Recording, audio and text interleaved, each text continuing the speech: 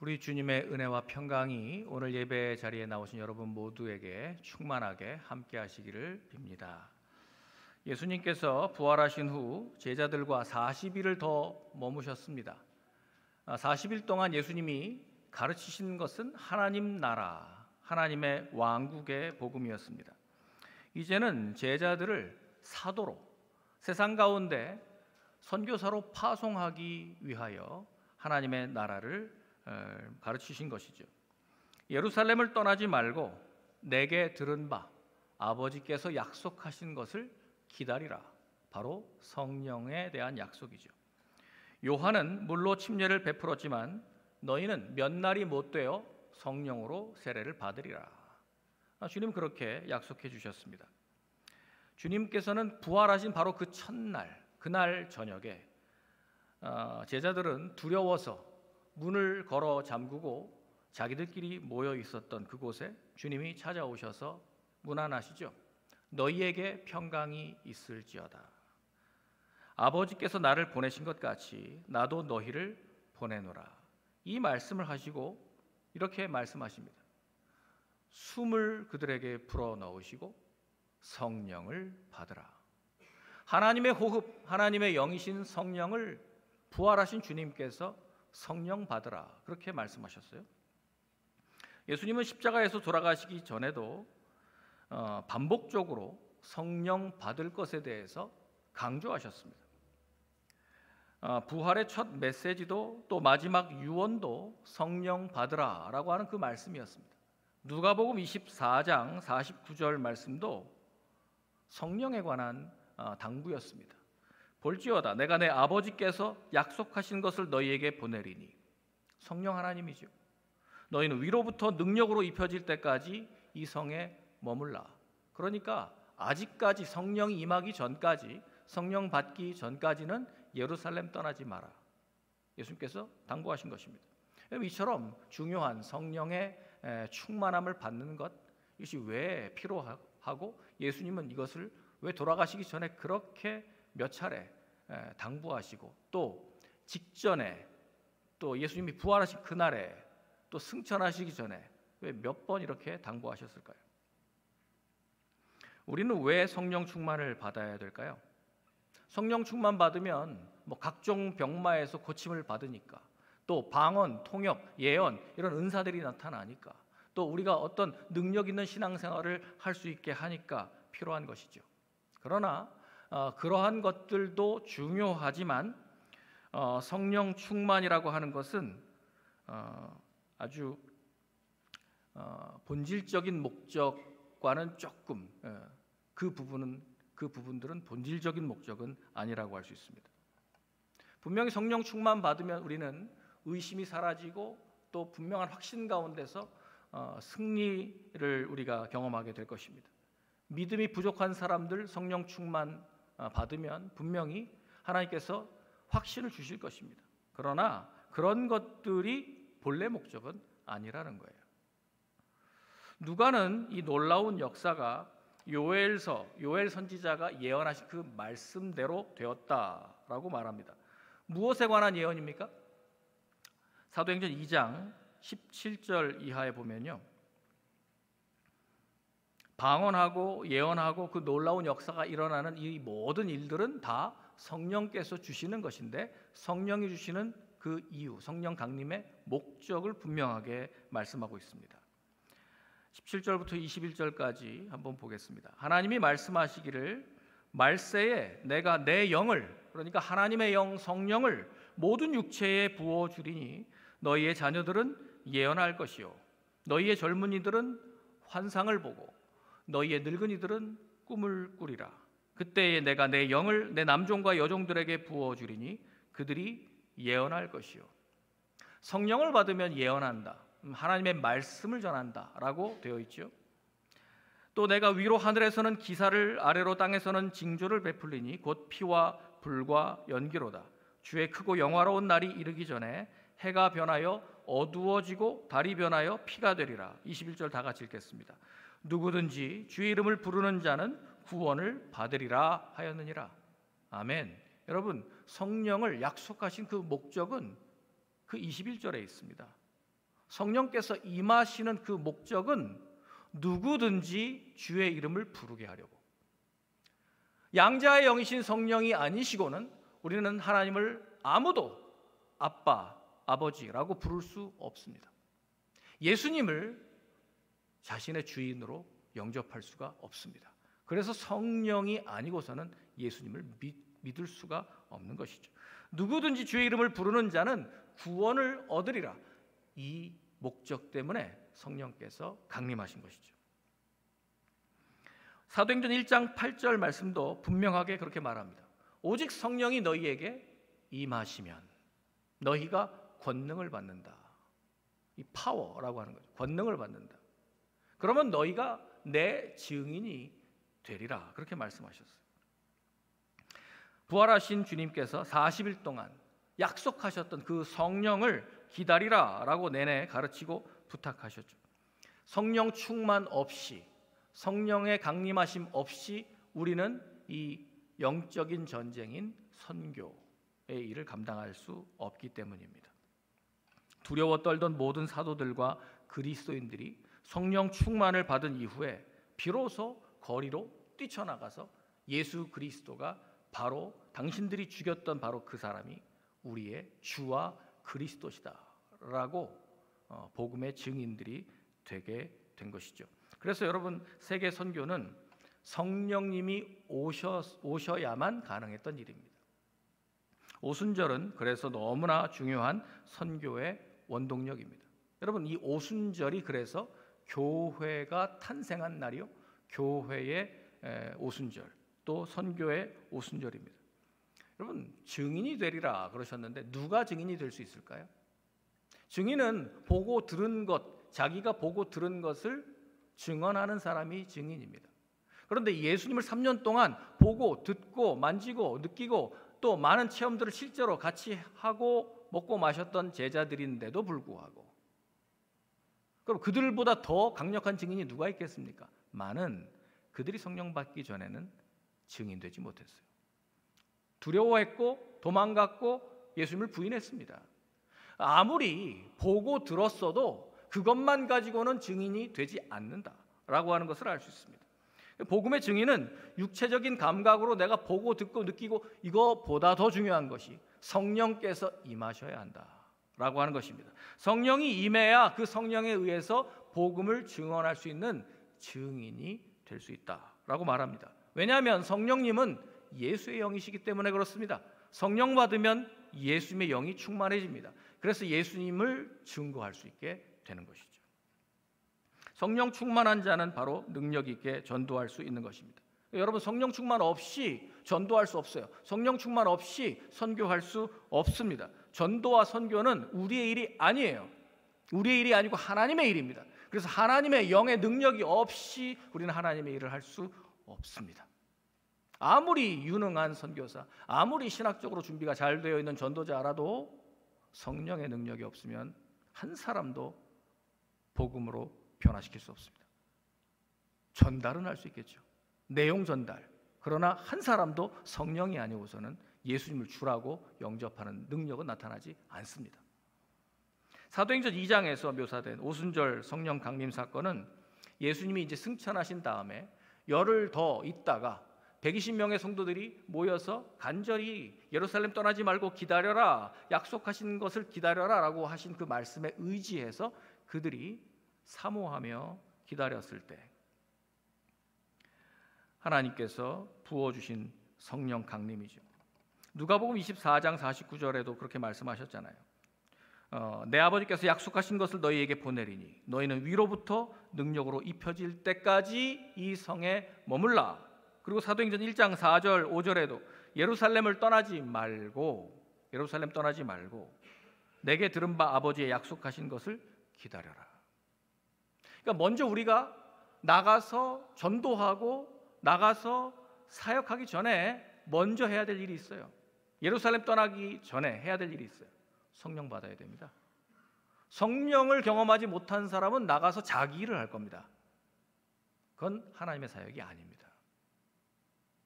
하나님의 영으로 말미암지 않고는 하나님의 사역이 되지 않습니다. 그래서 예수님은 예루살렘 떠나지 말고 내게 들은 바 아버지의 약속하신 것을 기다리라 이렇게 말씀하셨어요. 그럼 너희는 몇 날이 못 되어 성령으로 세례를 받으리라 약속하셨습니다.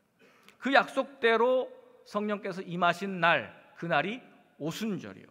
그래서 우리는 지금 성령 강림절이라고 말하는 것입니다. 여러분, 오순절은요 유대인의 3대 절기 중에 하나죠. 유월절, 오순절, 그리고 수장절. 이 3대 절기 중에 하나입니다. 근데 이 오순절의 다른 이름은 맥추절이라고도 합니다. 그러니까 보리나 밀을 거둘 때죠. 맥추절.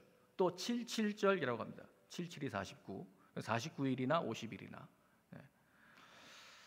근데 여러분, 그 유월절 축제 때는 유월절, 무교절, 초실절 이러는데, 이게 초실절이라는 거는 어떤 것이죠? 초실, 첫 번째로 맺혔다, 첫 번째로 수확을 했다는 뜻이죠. 그래서 초실절은 예수님께서 부활하신 것을 기념하는 것이죠. 유월절에 십자가에 달려 돌아가셨고, 초실절, 예수님이 잠자는 자들의 첫 열매로 부활하셔서 이제 예수 그리스도 안에 있는 모든 사람은 부활에 참여할 수 있는 은혜가 열린 것이죠. 그래서 우리가 예수님을 믿으면 우리도 동일하게 예수님처럼 부활하게 될 줄로 믿습니다. 그것이 초실절의 은혜예요. 그런데 보리나 밀을 처음 거두어서 단을 묶기 시작한 그 초실절로부터 50일, 그러니까 다 추수한 다음에 50일이 지났을 때가 맥추절, 또 오순절이라고 말하는 거죠. 그런데 이 오순절 날은 유월절에 애굽의 10번째 재앙으로 인해서 장자가 다 죽고 죽음의 사자가 그 어린 양의 피를 본 이스라엘 집들은 넘어가서 살았어요. 그래서 이 애곡하는, 그 전부 곡소리하는 그 이집트에서 하나님은 이스라엘 백성들을 출애굽시키십니다. 홍해를 건너게 하십니다. 그렇게 50일 동안 가서 당도한 곳이 어디냐? 시내산입니다. 모세가 시내산에 올라서 율법을, 십계명과 율법을 받습니다. 그리고 성막에 대한 그 모든 디자인을 받습니다. 그래서 그날이 말씀 받은 날이에요. 시내산에서 율법을 받은 날, 그날이 오순절입니다. 그래서 오순절은 하나님의 백성의 정체성을 갖게 된 날, 언약 백성이 된 날을 기념하는 것입니다. 오순절은 그래서 단순한 절기가 아니에요. 하나님과 언약을 맺은 날이에요. 그날 나는 너의 하나님이 되고 너희는 내 백성이 되리라. 하나님과 이스라엘이 언약 관계로 서로 하나님의 백성, 하나님의 나라가 된 날입니다. 그러니 이 날은 이스라엘의 생일이죠. 정체성을 확인하는 날. 그 오순절에 하나님이 이제 약속하신 대로 성령님을 보내주셨습니다. 이날 성령님이 오시지 않았더라면 우리 중에 누구도 복음을 믿을 수 없었을 겁니다. 그럼 우리는 여전히 암흑 가운데 남아있을 것이고 어떤 선교사도 일어나지 못했을 것이고 우리는 복음을 들을 수 없었을 것입니다. 그럼 구원도 모르고 십자가의 은혜도 모르고 예수님도 모르고 그럼 당연히 하나님을 만날 수 없었을 겁니다. 그래서 오순절은 이 유대인들에게는 이스라엘의 정체성을 확인한 날, 우리 이방인들에게는, 유대인이 아닌 이방인들에게는 새로운 창조와 같은 대사건이 바로 오순절이죠. 이방인들의 생명이 시작되는 날이었기 때문입니다. 만약에 이 날이 없었다면 이방인들에게는 교회가 열리지 않았을 거예요. 오순절 성령 강림은 바로 그래서 교회를 탄생시킨 날이에요. 예수님을 성령으로 마리아의 몸에 잉태케 하신 그 하나님께서 오늘 성령으로 또 그의 몸인 교회를 탄생하게 하셨단 말입니다. 그래서 오순절은 교회의 생일입니다. 우리 오늘이 침례교회의 창립기념일은 8월 마지막 주입니다. 그런데 이 전체 우주적인 교회의 생일은 오순절입니다. 오순절. 그래서 여러분, 부활절만큼이나 중요한 것이 바로 오순절입니다. 성령 강림절입니다. 성령님이 없으셨으면 복음은 완성될 수 없었고 우리는 하나님의 교회로 탄생될 수 없었습니다. 2000년 전 예루살렘의 오순절, 그 첫 번째 성령 강림절에는 120명의 성도들이 한꺼번에 예수의 증인이 되었습니다. 그들은 마가의 다락방에서 조용히 모여서 기도했습니다. 예루살렘을 떠나지 말고 약속하신 것을 기다려라 하신 그 말씀을 의지해서 성령님이 임하셨을 때 그들은 더 이상 이제 조용히 가만히 숨죽여 있을 수 없었습니다. 성령이 충만하게 그들에게 임하니까 그들이 본래 사용했던 언어, 아람어, 히브리어 이런 것들이 아니고 자기들이 알지 못하는 외국어가 튀어나오기 시작했습니다. 방언을 말하기 시작했다. 이 방언이라는 것이 요즘 우리가 기도할 때 하는 그런 방언이 아닙니다. 이건 실제로 알아듣는 외국어예요. 그 외국어가 그들에게 자기가 배워본 적이 없는 말이죠. 저도 이것 때문에 아랍어 공부를 제가 계속 요르단 대학교에서 아랍어 공부할 때 하나님 저에게도 아랍어 방언을 주시옵소서 그렇게 기도한 적이 있는데 너는 공부해라 그러시더라고요. 그래서 공부했습니다. 공부해서 습득을 했는데요. 여러분 영어 때문에 답답하면 정말 영어 방언이 임했으면 좋겠다 왜 그런 생각을 하잖아요. 그런 것처럼 그들은 한 번도 배워본 적이 없는데 성령이 임하시니까 그들이 배워본 적이 없는 그 다른 언어가 그들 입에서 나오기 시작한 겁니다.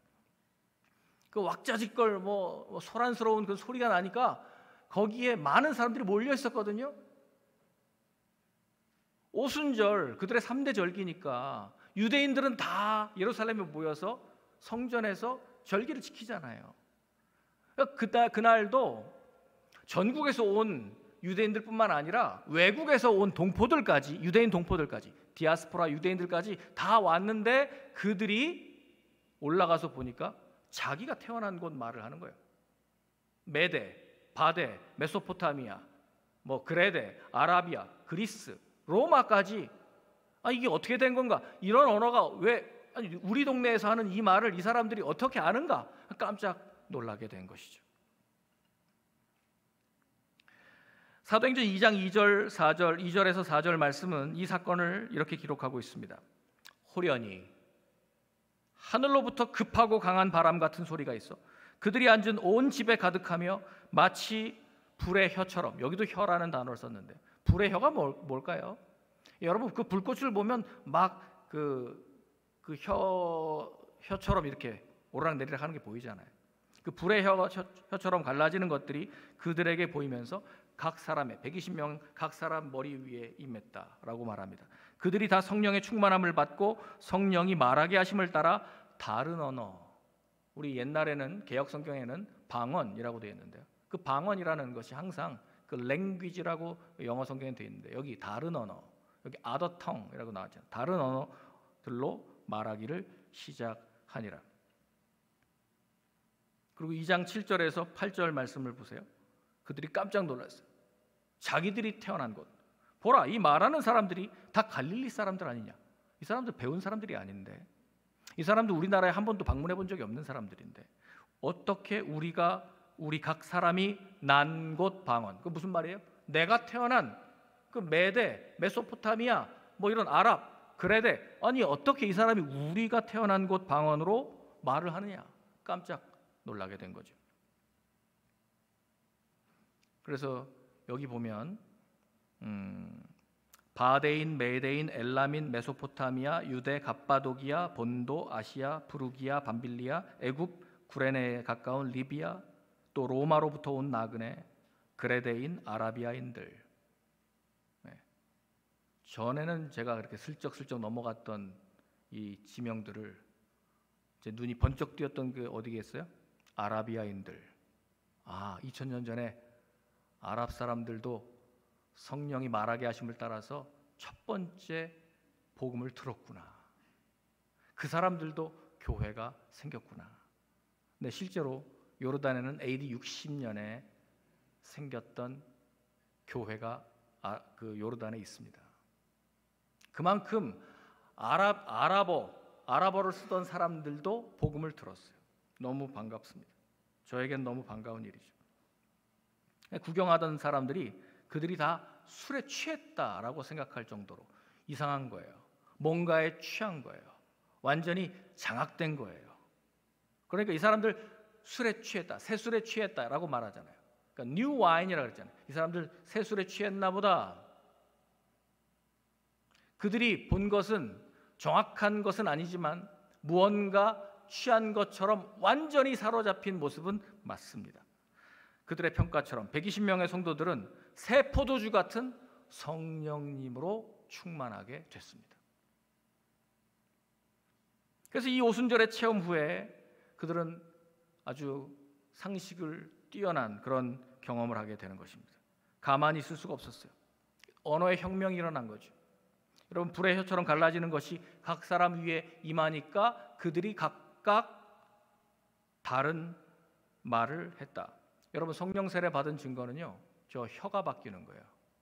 글로사, 이게 헬라어로 혀인데요. 글로사, 뭐 영어에도 다 흔적이 있죠. 글로서리, 말이죠, 말, 혀. 이 글로사가 바뀌면 말이 바뀌어요. 여러분, 예수 믿고 성령 받은 증거가 뭔지 아세요? 언어가 바뀌는 겁니다. 예수 믿은 사람 언어를 들어보면 알아요. 언어의 혁명이에요. 성령님이 임하시면 언어가 바뀝니다. 말의 혁명입니다. 여러분, 말로 증거하지 않고 복음이 전달되는 법은 없습니다. 우리가 빛과 소금으로 우리의 선한 행실로 하나님 아버지께 영광 돌리게 하고 사람들을 그리스도께로 끄는 매력을 줄 수 있습니다. 그러나 결과적으로 마지막에 그들에게 예수 그리스도를 증거할 수 있는 힘은 말에서 나옵니다. 말로 하는 거예요. 말로 전도하는 거예요. 말로. 말이 없는 증언은 없습니다. 입을 열어야 돼요. 전도는 입을 열어서 하는 거예요. 기도하면 되겠지. 마음을 열어야죠, 물론. 여러분들이 선한 행실로 보여줘야 되겠죠. 그러나 결과적으로 그 영혼이 준비됐다면 마지막에는 결국 그 마음 문을 여는 거, 두드리는 거는 말로 하는 거예요. 말로. 성령이 왜 임하셨나? 전도하라고. 성령이 왜 임하셨나? 예수 그리스도의 증인 되게 하시기 위함입니다. 그래서 말을, 그들이 다른 언어를 하게 된 것입니다. 성령의 충만함을 받고 각각 다른 방언, 다른 언어를 하기 시작한 120명의 증인들이 밖으로 나가서 그 언어로 예수가 그리스도다, 예수님이 바로 부활하신 생명의 주님이시다 라고 증언하는 것이죠. 성령님이 임하시자 성도들은, 사도들은 능력을 얻고 병을 고치고 귀신을 쫓아내고 복음을 담대히 전했습니다.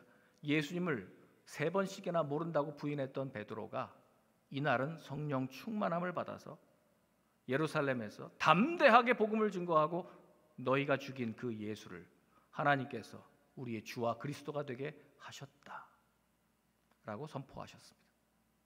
우리가 어찌할꼬 라고 마음에 찔려서 괴로워하던 그들에게 너희들이 각각 주 예수 그리스도를 영접하고 회개하여 너희들도 우리가 받은 이 성령을 선물로 받으라고 말씀하셨습니다. 하루에 남자만 3,000명이 그날 회심하고 돌아옵니다. 이렇게 사람들에게 아름다운 삶의 모습을 하나님께서 열어주시는 것은 성령의 충만함 때문이죠. 사도행전 1장 8절에 오직 성령이 너희에게 임하시면 너희가 권능을 받고 그랬는데요. 그 권능이라는 말은요, 헬라어로 디나미스라는 단어를 쓰는데 이 권능, 디나미스라는 단어에서 영어 단어 다이나믹 또 다이나마이트가 나왔어요. 여러분, 성령 받으면 어떻게 된다고요? 우리에게 역동적인 힘이 생겨요. 다이나마이트 같이 폭발시킬 수 있는 힘이 생겨요. 어떻게 하루에 3,000명이 회심하고 돌아오는가? 어떻게 그 교회가 태어나는가? 여러분, 이 다이나마이트 같은 권능을 성령께서 주셨기 때문에 가능했던 일이죠. 그것이 강력한 하나님의 능력이 없으면, 그러니까 우리는 복음을 전할 수 없고 어느 누구도 성령의 충만함 없이는 하나님의 증인이 될 수 없다는 것을 알게 되는 것이죠. 그래서 여러분, 성령 충만을 오해하시면 안 됩니다. 성령 충만 받아야죠, 당연히. 그러나 성령 충만이 내가 병 고침을 위해서, 아니면 몇 가지 은사를 하기 위해서, 방언하기 위해서, 아니면 내가 내 의심을 이기기 위해서 이런 것들이 아닙니다. 바로 성령을 부어주신 목적은 전도를 위함입니다. 교회는 그렇게 탄생하는 거예요. 영혼들이 예수님을 영접하고 나올 때 교회는 탄생하는 것이죠. 그래서 사도행전 2장 21절 말씀이 바로 성령 강림의 목적입니다. 누구든지 주의 이름을 부르는 자는 구원을 받으리라. 아멘.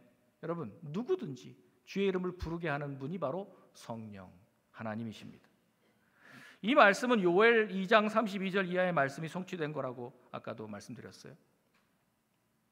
말세에 내가 내 영을 남종과 여종들에게 부어주리니 너희 자녀들은 예언할 것이요 너희 젊은이들은 환상을 보고 너희 늙은이들은 꿈을 꾸게 될 것이다.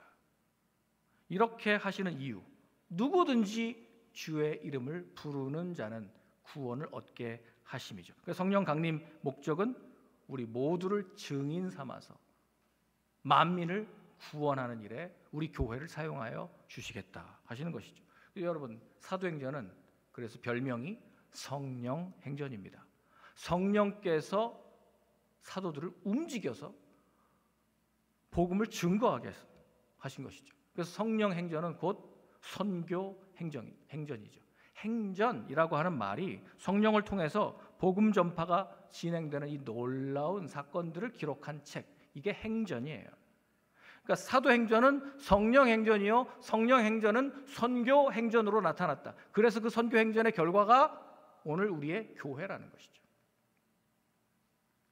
성령 충만을 주시는 목적, 그것은 복음의 증인되라고, 전도하라고, 선교하라고 주신 목적인 것이죠. 그래서 여러분, 이 오순절의 성령 강림 없이는 우리는 복음의 증인될 수 없고 우리 교회는 계속해서 사람들을 새롭게 구원할 수 없습니다. 그래서 우리가 이 일 때문에 성령의 충만함을 구하는 겁니다.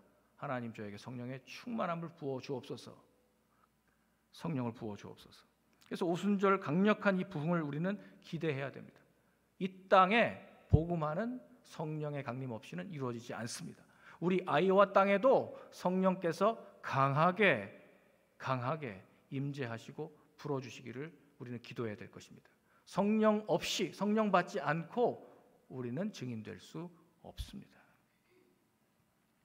사도행전 2장 38절에 보면요, 베드로는 이런 성령 충만을 하나님이 주시는 선물이라고 말씀하셨습니다. 너희가 회개하여 각각 예수 그리스도의 이름으로 침례를 받고 죄 사함을 받으라. 그리하면 성령을 선물로 받으리니. 이제 다음 주에 우리 침례식이 있습니다. 우리 3명의 우리 형제 자매들이 침례를 받습니다. 주 예수 그리스도 이름으로 침례를 받는 것, 예수님의 죽으심과 연합하여 함께 죽고 예수님의 부활하심과 연합하여 함께 사는 것, 이렇게 회심하는 자에게 하나님께서는 성령의 선물을 주신다, 그렇게 약속하고 계십니다. 우리 모두는 이미 이전에 과거에 세례, 침례를 받았습니다. 그러나 그거는 일회적인 것이지만 여러분, 성령의 충만함은 매일 반복적으로 구하고 매일 우리는 채워져야 하는 것입니다. 성령의 세례는 첫 번째 한 번 임하는 것, 거기서부터 시작해서 계속해서 우리는 성령에 사로잡히는 이 충만함을 유지할 때 우리는 예수 그리스도의 증인이 되는 것입니다. 39절 말씀에 보면요, 이 약속은 너희와 너희 자녀와 모든 먼 데 있는 사람, 주 우리 하나님이 얼마든지 부르시는 자들에게 하신 것이라. 이 설교를 할 때 베드로가 이 뜻을 다 이해하지 못했을지 모르겠어요. 그러나 먼 데 있는 사람, 하나님이 얼마든지 부르는 그 사람들까지, 아직 구원받지 않은 사람들, 땅끝에 있는 사람들까지 지금 사도 베드로의 입을 통해서 선포하고 있는 겁니다. 성령님은 왜 임하셨을까요? 온 인류가 다 구원 얻기를 바라시기 때문입니다. 우리가 성령 충만해서 모든 사람에게 복음을 증거하도록. 여러분, 성령 강림의 목적은 오직 성령이 너희에게 임하시면 너희가 권능을 받고 예루살렘과 온 유대와 사마리아와 땅 끝까지 이르러 내 증인이 되리라. 아멘. 여러분, 성령 주신 목적이 뭡니까? 증인되게 하시기 위함입니다.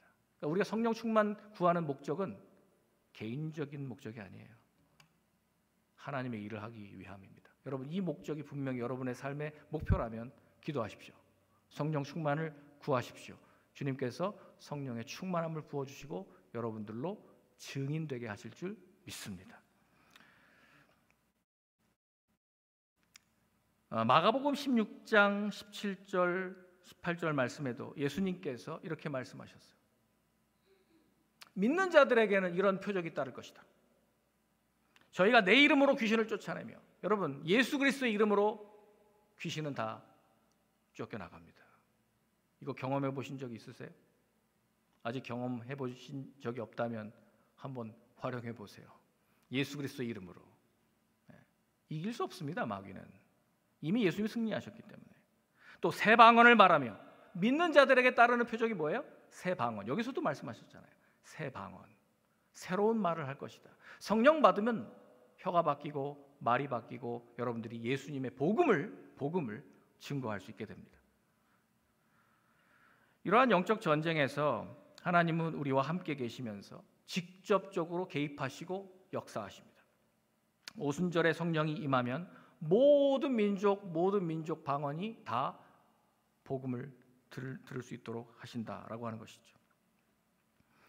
오순절에 120명이 다 같이 외국어를 말하기 시작했고 이 새 방언의 역사가 계속 부어졌다라고 하는 이 사실.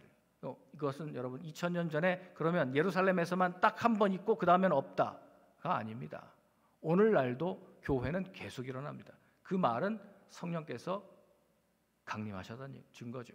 강림하셨기 때문에 성령으로 충만한 사람들이 전도했고 복음을 전했고, 그래서 예수님을 영접한 사람들로 인해서 교회가 탄생하게 된 것이니까요. 여러분 이 새 방언을 말하는, 곧 증인되게 하시는 그 성령님의 충만함을 받으시기를 주 이름으로 축복합니다. 각 나라, 족속, 백성, 방언, 모든 언어를 쓰는 모든 민족들이 다 성령의 충만함을 받은 증인들로 말미암아 예수 그리스도의 복음을 들은 것입니다. 성령님은 땅 끝까지 복음을 전하기 위해 이 땅에 강림하셨습니다. 우리를 증인되게 하려고 오셨습니다. 성령님은 하나님의 사역을 마무리하기 위해서 우리에게 부어 주셨습니다. 성령님은 선교사, 전도자, 또 모든 그리스도인들과 함께 하셔서 그의 증인 삼으시기 위해 역사하시는 선교의 영이십니다. 성령님의 역사를 그래서 한 곳에만 국한할 수는 없는 것이지만, 성령 충만하면 여러 가지 축복과 능력들이 나타나지만, 성령님은 하나님 사역의 전반적인 일에 관여하시지만 가장 중요한 본래적인 목적이 뭐라고요? 선교입니다. 복음 증거입니다. 여러분들이 이 소원을 가지고 성령의 충만함을 구하신다면 여러분들도 누구든지 주의 이름을 부르는 자는 구원을 얻게 하리라 라고 하는 이 말씀의 주인공이 되게 하실 줄로 믿습니다. 이 목적 때문에 성령님은 역사하십니다. 이 목적 때문에 성령님은 우리에게 강림하십니다. 이 목적 때문에 여러분들에게 충만함을 주실 줄로 믿습니다. 그래서 여러분 성령 충만은 곧 말씀 충만입니다.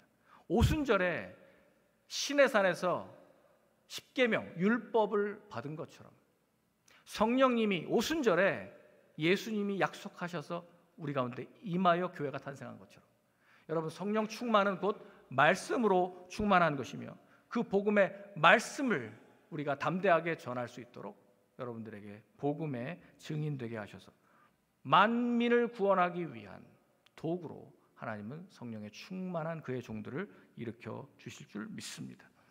성령 충만을 구하는 교회, 성령 충만으로 담대하게 복음을 증거하기를 다짐하는 우리 아이와 온누리 교회 되시기를 주 이름으로 축원합니다.